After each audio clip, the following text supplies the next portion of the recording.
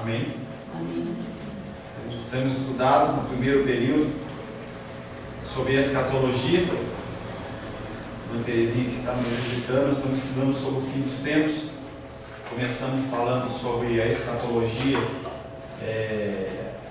no Antigo Testamento, no Novo Testamento, e agora nós estamos falando sobre a tensão do já e ainda não. Nós já somos salvos, mas ainda vivemos nesse corpo, nesse mundo pecaminoso.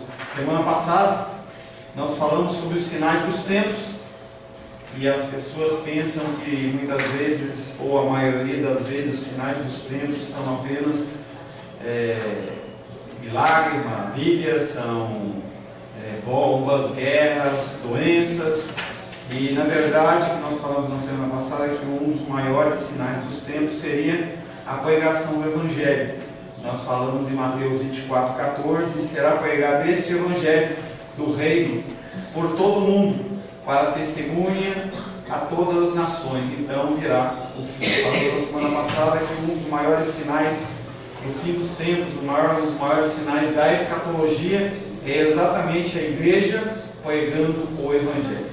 E a partir do momento em que as pessoas forem realmente alcançadas, haverá o fim e o Senhor retornará.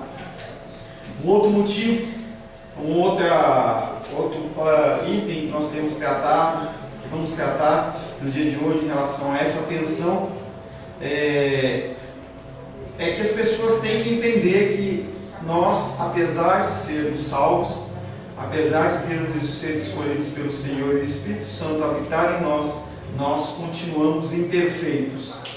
Uma vez que a igreja é uma comunidade de pessoas que foram redimidas por Cristo, e nós fomos redimidos por Cristo, ela é uma comunhão daqueles que, apesar de serem um novo povo, também continuam sendo pessoas imperfeitas.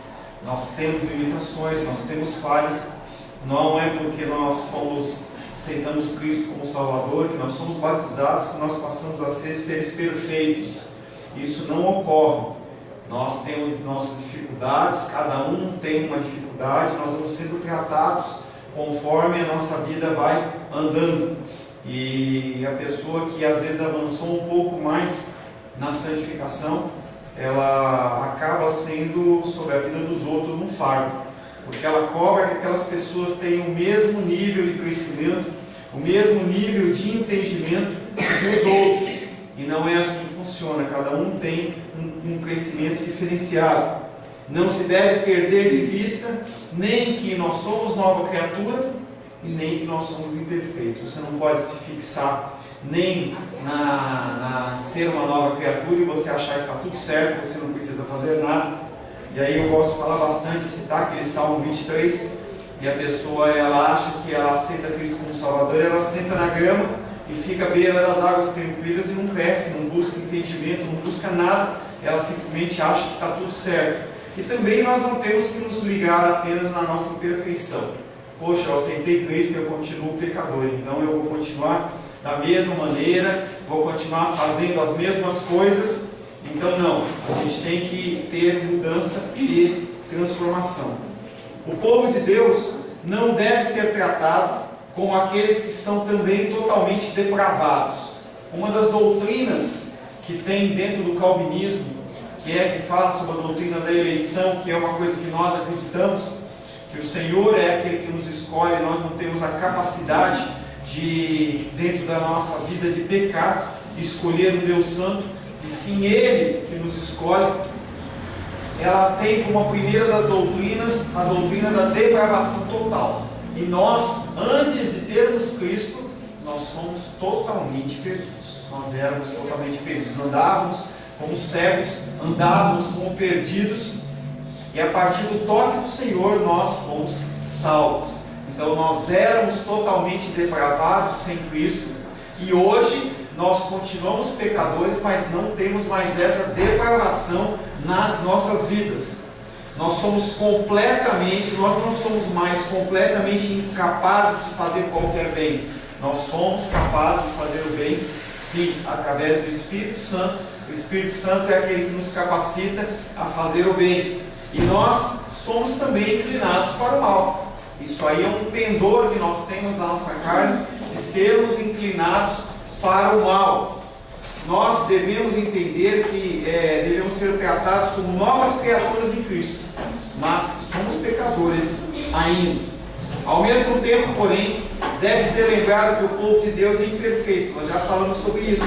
Por causa disso, os cristãos deveriam lidar um com o outro como pecadores perdoados. E nós não temos todo esse amor em relação às pessoas. O Senhor, Ele nos dá como um mandamento amar a Deus sobre todas as coisas, o próximo como a nós mesmos. E muitos entendem que, como nós temos que amar o próximo como a nós mesmos, nós temos que primeiro amar a nós mesmos. Isso é um engano. Nós já amamos a nós mesmos demais. Nós amamos demais já nós. Se quiser desligar alguns ventiladores, fiquem à vontade. Só liguei para dar uma ventiladinha, tá? Nós temos que amar as pessoas que convivem conosco como pecadores. E a gente, em especial, entre a família cristã, nós temos pouca paciência em relação aos irmãos. Nós olhamos para os irmãos e esperamos que eles tenham um crescimento diferenciado, e o crescimento deles é um crescimento que tem que ser diferente mesmo. Nós não somos iguais, nós somos diferentes. Deve haver entre nós sempre uma prontidão para aceitar e perdoar irmãos que pecaram contra nós ou pecaram contra a igreja. E não é isso que nós fazemos. Quando nós vemos um irmão que cometeu um pecado, cometeu um erro, normalmente a gente coloca ele como se fosse na cruz. Cristo já foi crucificado e nós novamente crucificamos os irmãos. Se é um pecado como adultério, se é um pecado como um pecado que a gente entende como um pecado social, aí a gente mata o irmão. Se é um pecado como fofoca, se é um pecado como um desleixo com a obra, alguma coisa assim que dentro do nosso entendimento é mais relevante, a gente não julga tanto. Mas julgamento em relação a pecados sociais como bebida, homossexualismo, adultério, drogas, a gente olha para essas pessoas e fala assim, não, elas são mais pecadoras que as outras. E a gente não exercita o poder do perdão. Deveria sempre haver uma prontidão para aceitar e perdoar irmãos que pecaram contra nós. Além disso, qualquer correção que nós devamos fazer, ela deve ser feita no Espírito e não na carne. Como é que é uma correção na carne? É você chamar a atenção da pessoa na frente de outros, chamar de uma maneira grosseira, chamar a atenção da pessoa no sentido de humilhá-la. Nós humilhamos as pessoas, parece que nós temos prazer em humilhar as pessoas, sendo que quando nós erramos e quando nós pecamos, nós não entendemos quando há esse tipo de tratamento.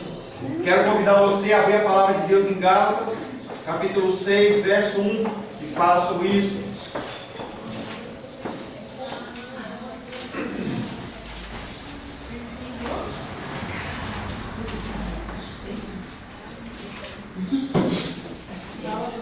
Gálatas capítulo 6, verso 1. Quem encontrou, por gentileza, leia. Filhos, obedecei a vossos pais do Senhor. Não. Irmãos, se alguém for surpreendido com alguma falta, vós que sois espirituais, corrigindo com espírito de brandura, e guarda-te para que não sejas também tentado. Aqui o apóstolo Paulo, ele escreve para a igreja dos Gálatas, e os Gálatas eles estavam agindo desse jeito que eu estou falando. As pessoas eram pecadoras dentro da igreja, e os Gálatas eles estavam julgando aqueles homens. Eles estabeleciam parâmetros de santidade, e eles olhavam para aqueles homens e aquelas mulheres que não se enquadrassem naqueles padrões como pecadores que mereciam a morte. E aí eles entravam em contenda, entravam em conflito com esses homens. E aqui diz o texto, irmãos, se alguém for surpreendido em alguma falta. Você vê que o apóstolo Paulo ele não usa da sua autoridade, mas ele fala, irmãos. Ele está falando assim, olha, eu como você, eu tenho que agir dessa maneira também. Irmãos, se alguém for surpreendido em alguma falta, se você perceber que o irmão pecou, se você perceber que o irmão ele não está vivendo conforme a palavra, se for surpreendido em alguma falta, vós que sois espirituais, e aí ele chama a atenção daqueles homens, eles não estão se dizendo espirituais, por que eles estão agindo como carnais? E aí ele chama a atenção, ele faz uma jogada, entendeu? Para que as pessoas fiquem constrangidas, porque vocês, irmãos, que são espirituais, corrige. Nós temos que corrigir, você não pode também deixar passar. E aí um costume também é um outro extremo. Um extremo é você corrigir a pessoa sem amor. E o outro extremo é você deixar passar. Você vê que o irmão agiu de uma maneira errada, agiu de uma maneira que não é conforme a palavra, e você simplesmente deixa passar, no sentido de, não vou falar nada, porque senão o irmão vai ficar triste comigo, ou ele não vai vir mais para a igreja. E não é esse o sentido da palavra. Nós temos que corrigir, sim. Nós somos chamados para ser o que no mundo?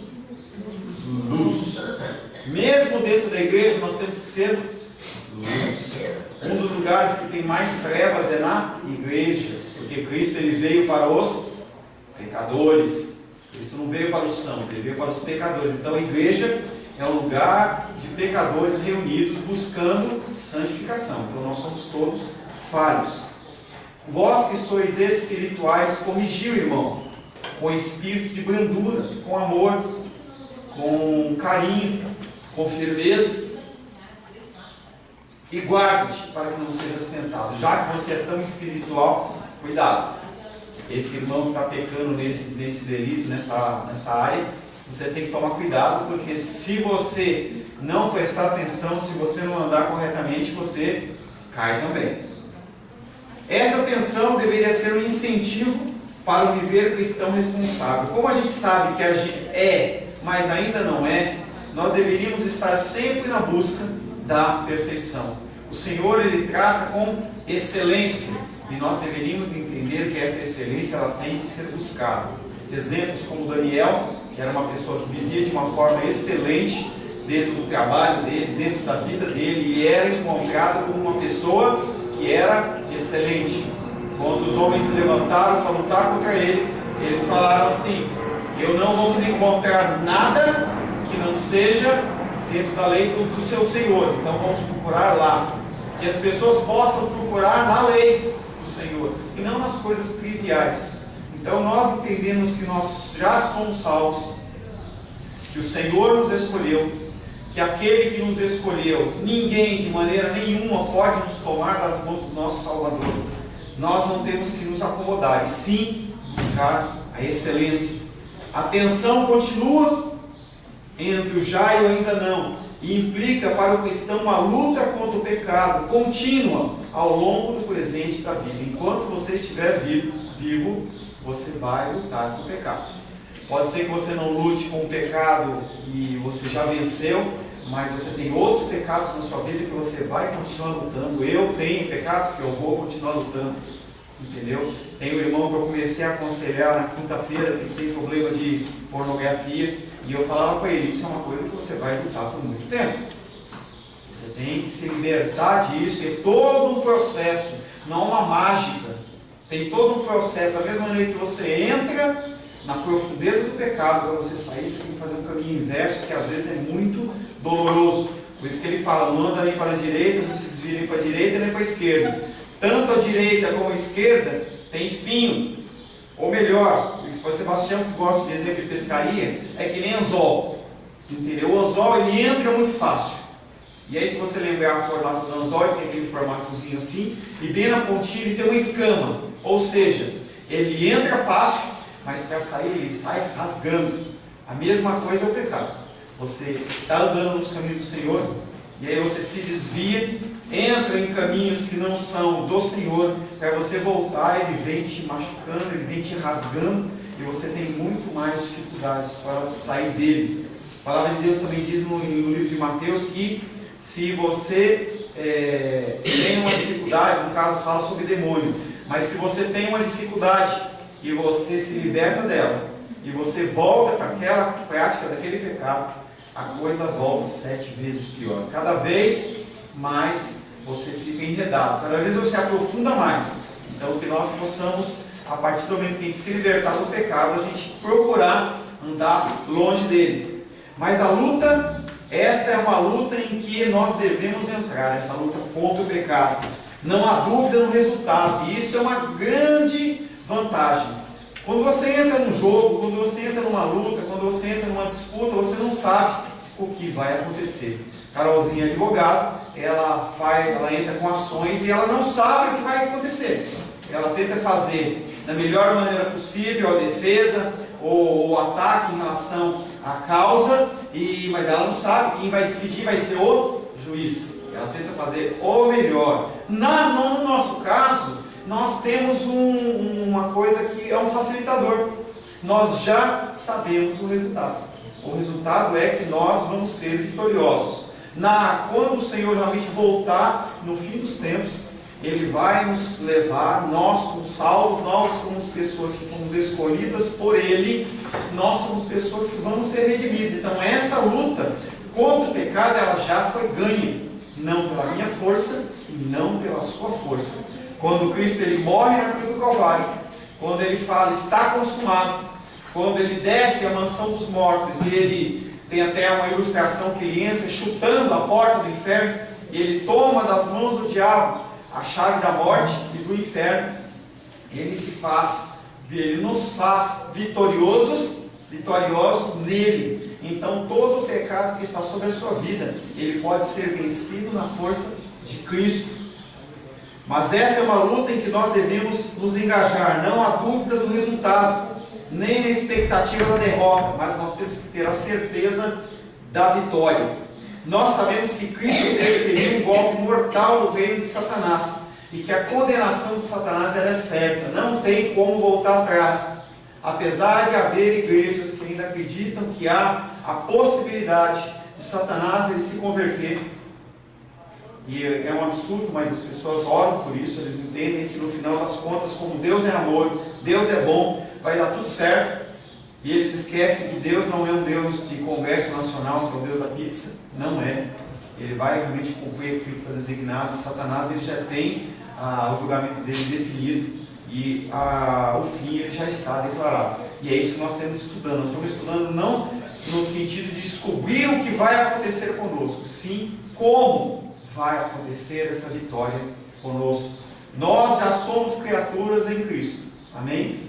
Amém. Você já é uma nova criatura em Cristo? Amém. Tá? Quando você olha para si mesmo, se você abaixar a cabeça, se você fizer uma medição, nós estamos em fim de ano, e as pessoas gostam de fazer uma como é que chama? Retrospectiva. Daqui a pouco a Globo vai começar a anunciar a retrospectiva, ano 2014. Se você fizer uma retrospectiva da sua vida, se você olhar o teu contexto de vida hoje, você vai falar assim, pastor, eu fico imaginando os reis falando, pastor, acho que não, hein? Acho que não vai dar não, hein? Mas o pensamento é exatamente esse. Você tem que ter no teu coração o temor. Você tem que ter no coração o temor de algo que ainda não aconteceu e que nós temos que caminhar. Mas há uma verdade.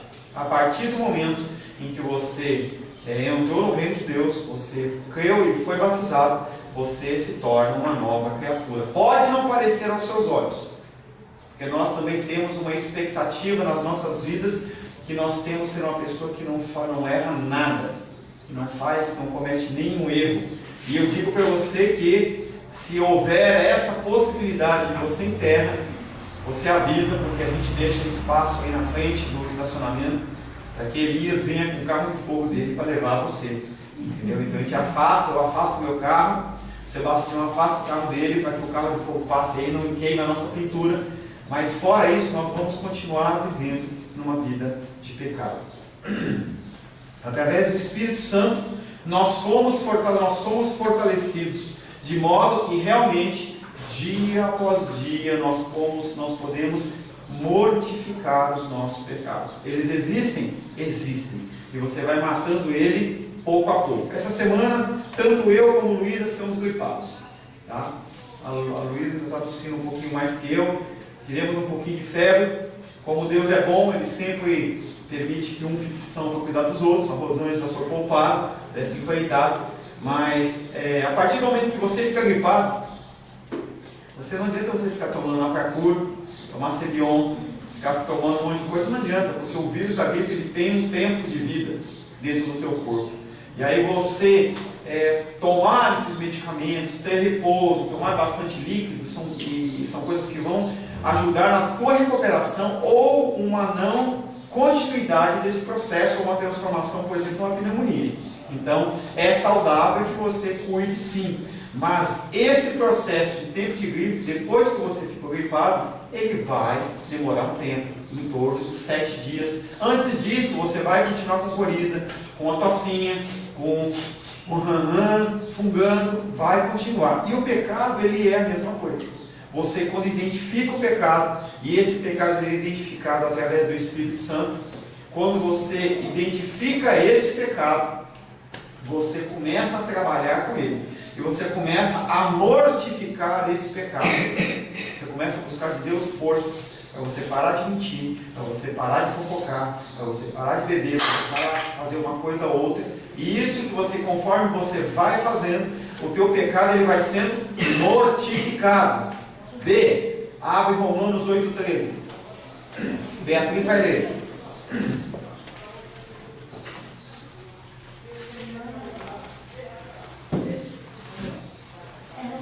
Mateus, agachou já? Rápido.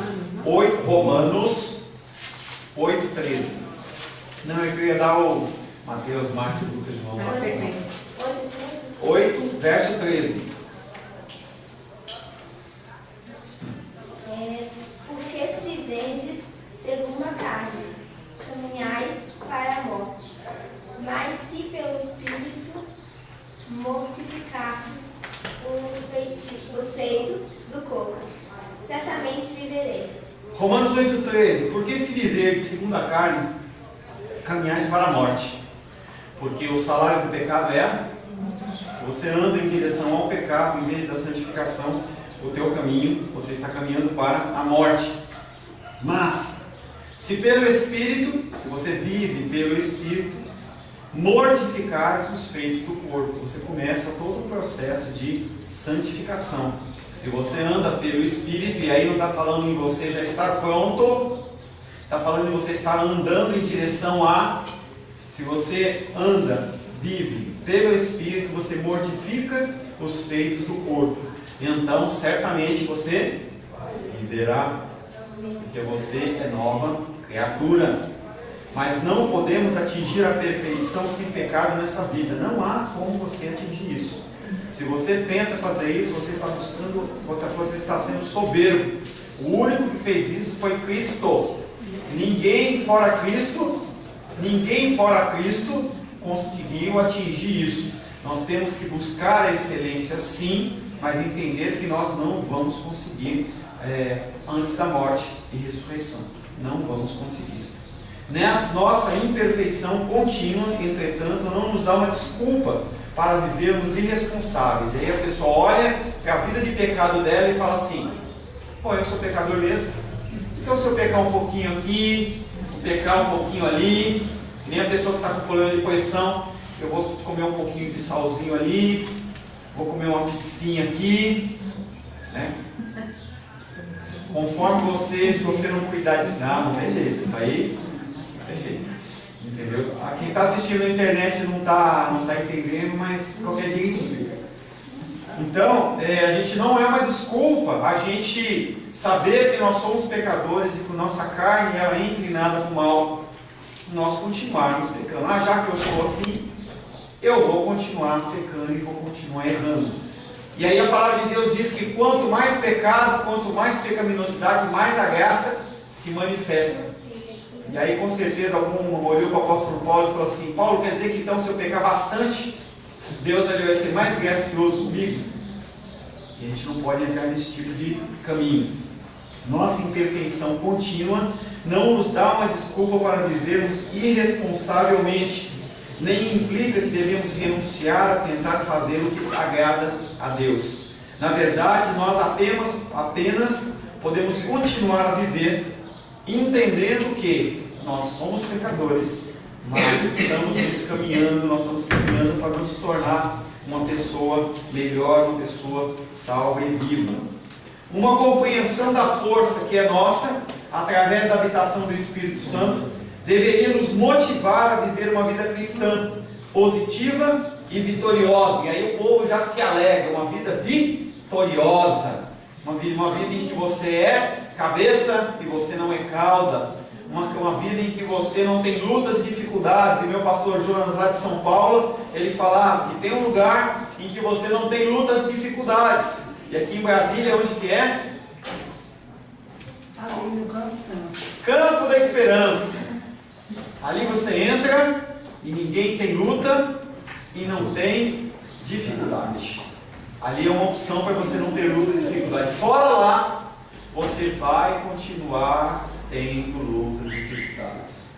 E não adianta olhar para Deus e falar assim: Deus, por que o Senhor permitiu? Deus, Ele é soberano. Ele tem propósito na minha vida e na sua vida que a nossa mente não consegue entender. Os propósitos do Senhor, eles são multiformes. Ele tem propósitos que a nossa mente não entende. Então Ele consegue transformar a bênção na maldição. Ele consegue transformar a maldição na bênção. Ele é aquele que elege reis e derruba presidentes. Ele é aquele que cria tudo a partir do nada. Então Ele tem propósito na sua vida. Às vezes, ontem estava lá na reunião de mulheres, senti falta do irmão Cláudio. Lá, irmão Cláudio, por que você não foi? Se você sempre vai com a gente, fiquei sozinho lá, entendeu? Ficou só eu e o Arthur de homem lá. O Sebastião falou que estava trabalhando. Sebastião, não sei não. Não, fiquei sozinho, irmão Cláudio.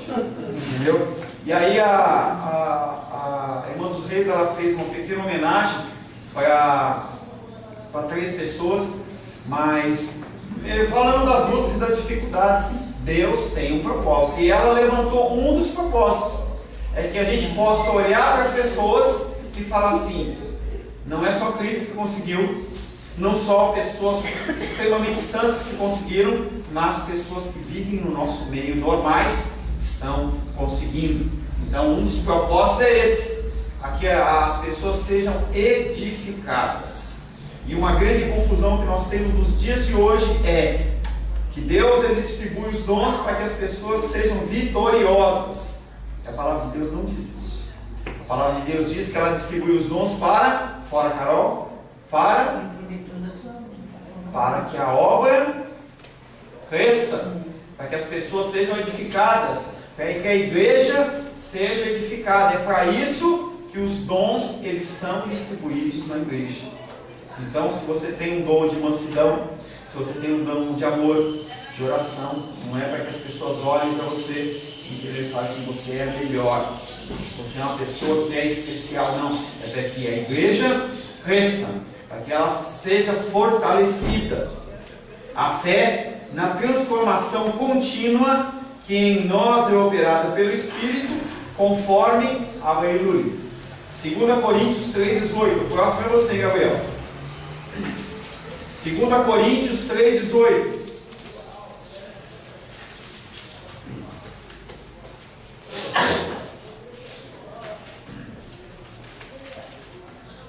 Atos Romanos, Coríntios. 2 Coríntios 3,18.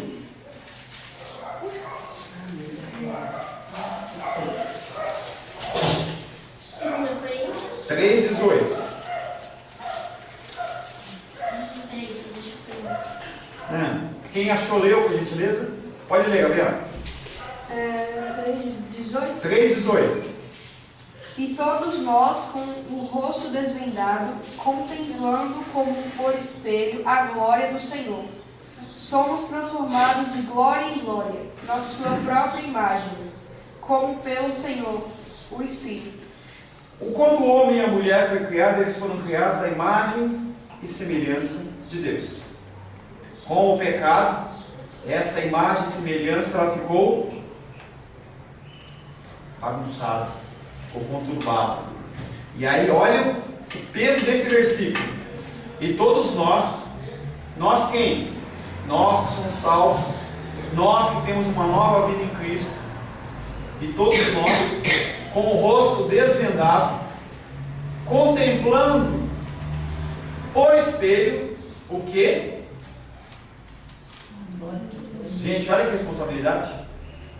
Ele está falando que você tem que olhar no espelho E você tem que contemplar não a sua face. Você tem que contemplar o quê? A glória do Senhor. Glória é essa que quando Moisés pediu, Deus falou assim: não, Moisés, você não consegue ver a minha glória. Eu vou mostrar para você a minha bondade. E eu vou passar, vou colocar você na fenda de uma rocha. E quando eu estiver passando, eu vou tampar com a mão, para que você veja apenas as costas da minha bondade. E aqui o Senhor está falando para a gente que nós, como novas criaturas, temos que buscar olhar no espelho e contemplar a glória do Senhor. Porque nós somos transformados nós temos que ser transformados dia após dia. E da mesma maneira que você, conforme você vai olhando no espelho, você começa a reparar que você tem uma ruguinha aqui, eu não, né? Uma ruguinha aqui, uma ruguinha ali, um cabelinho branco. Você tem que começar a reparar. Você olha e fala assim: espera um pouquinho, eu estou mais semelhante a Cristo nesse aspecto. Eu ainda não estou perfeito, mas eu era mentiroso, eu estou diminuindo, eu estou começando a falar mais a verdade, eu estou cada vez mais contemplando a glória do Senhor nesse espelho. E aí, quando você consegue contemplar a glória do Senhor no espelho, as pessoas naturalmente vão começar a contemplar Cristo em você. E aí você não precisa se preocupar necessariamente em ficar com muitas palavras, empregar muito, mas as pessoas vão olhar para você e falar assim: esse resplandece a glória do Senhor. Somos transformados de glória em glória na sua própria imagem, como pelo Senhor o Espírito. A fé na transformação contínua que em nós é operada pelo Espírito devia nos estimular em nossos esforços. Você olha e você vê que você mudou um pouco. Eu vou me esforçar mais, eu vou buscar mais de Deus, eu vou buscar mais a força do Senhor, eu vou ler mais, eu vou orar mais, eu vou mais ir na casa do Senhor, vou tentar ir participar de vez em quando do culto de oração de quarta-feira. Eu vou deixar o futebol de lado, vou deixar o meu cansaço de lado e eu vou lá orar, eu vou lá buscar, eu vou participar da dominical. Esforços que estão nas nossas mãos. Acima de tudo, deveríamos ser encorajados pela convicção de que nossa santificação é, em última instância, não uma conquista minha e sua. A santificação não é uma conquista que você consegue, é que Deus coloca na sua vida. Então simplesmente você age conforme o Senhor vai te direcionando. O Senhor, Ele implanta no teu coração o desejo de uma limpeza em uma área e você começa a ser trabalhado. Falei para vocês que comecei a ministrar uma pessoa que tem problema de pornografia. Quem que motivou essa pessoa a começar esse tratamento? Foi o próprio Deus. O próprio Deus coloca no coração daquela pessoa, porque senão ela continuaria dentro daquele mundo, entendeu? Sozinho, escondido, mas não, ela se expõe para que ela possa ser tratada. Aí ela chegou para o pastor dela, o pastor pediu para eu ajudar, e o pastor dela falou assim, que ele chegou para ele e falou assim: olha, pastor, eu tenho essa dificuldade, entendeu? Eu não estou agindo corretamente com a minha esposa, e eu quero me corrigir. Sentou com a esposa, explicou, a esposa no momento inicial ficou irada, não entendeu, olha a falta de amor, a pessoa que se expõe no pecado, e depois ela entende, mas aquilo foi colocado no coração. O que vai levar você a expor a alguém um pecado que é escondidinho no teu coração? Quem, a não ser o Espírito Santo de Deus? E quando isso vem à tona, é porque você vai começar um tratamento, muitas vezes amargo, mais amargo do que jurubeba, amargo, mas é um tratamento que é necessário para que nós possamos nos conformar à imagem do nosso Senhor.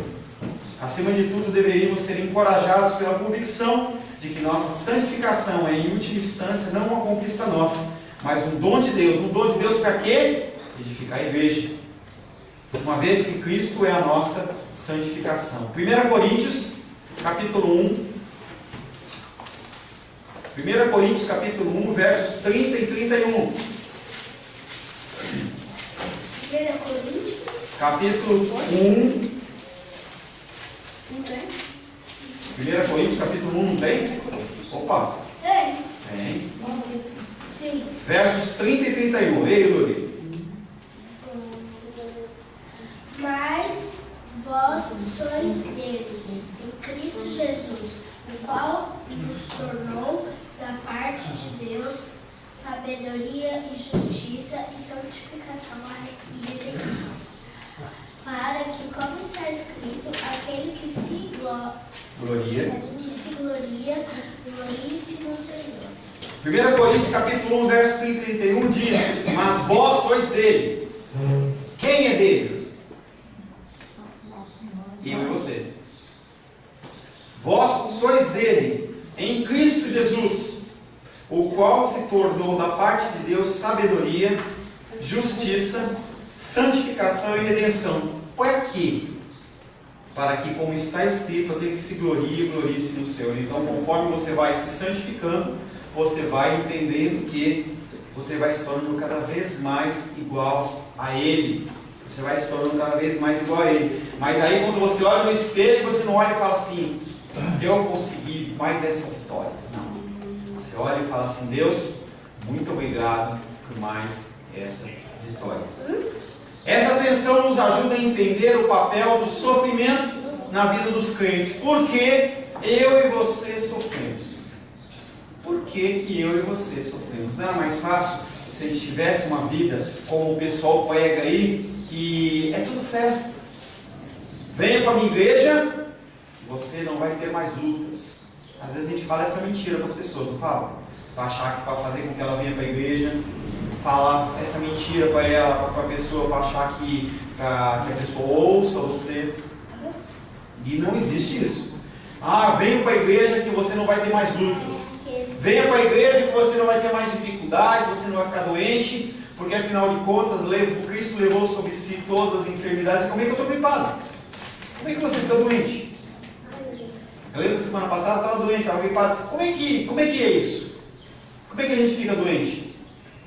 Nós passamos nessa terra por sofrimentos. Nós passamos nessa terra por sofrimentos. Por que sofre o justo? Essa é uma questão que sempre está nos lábios das pessoas. E aí as pessoas de fora olham para você e falam assim: aonde está o seu Deus? Aonde está o seu Deus nesse momento? Aonde estava há um tempo atrás, há 2 anos atrás, a irmã Mirtz, ela perdeu uma filha numa condição trágica, e algumas pessoas olhavam para ela e falavam assim: aonde está o seu Deus? Por que seu Deus permite isso? Por que teu Deus permite isso ou aquilo? Essa é uma questão tão velha como o livro de Jó. E o livro de Jó ele é colocado entre um dos primeiros livros da Bíblia. Apesar dele estar mais lá para frente, o conceito teológico, os teólogos, as pessoas que estudam a Bíblia a fundo, dizem que devido a elementos que são encontrados dentro do livro de Jó, Jó está no nível de Gênesis. Está lá no comecinho, entendeu? Ele não está mais para frente. Ele está bem no começo, pelo contexto das coisas que se é analisado naquele livro. Desde o tempo de Jó, as pessoas perguntam: por que sofre o justo? E as pessoas estabelecem juízo. Lembra de Jó? Jó, homem justo, ele é encontrado em 3 lutas. A primeira luta, ele perde os seus bens. Na segunda luta, ele perde familiares. E na terceira luta, ele perde a sua saúde. E as pessoas olham para ele e falam assim: não, você era justo? Como é que é, Judinha? E aí, esse é interessante, muito obrigado.